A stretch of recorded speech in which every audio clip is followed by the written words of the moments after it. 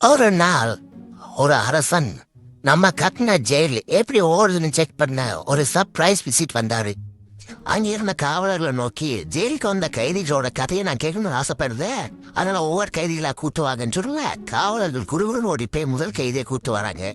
அந்த முதல் கைதியோ, நான் எந்த தவறும் செய்யாதவன் என்னை தூக்கி உள்ள போட்டாங்க, தயவு செஞ்சு என்னை வெளியே விட்டுக்குன்னு சொல்ல அரசர் போடும்போது நிப்பாட்டவும் போராட்டன்னு சொல்ல அவன் அங்கேருந்து போறான். அடுத்து ரெண்டாவது கைதியோ, அரசு நீதிபதிக்கு எனக்கு ஒரு சின்ன மிஸ் அண்டர்ஸ்டாண்டிங், அதனால எனக்கு உள்ள போட்டாங்கன்னு சொல்ல அரசர் சாக்காராரு.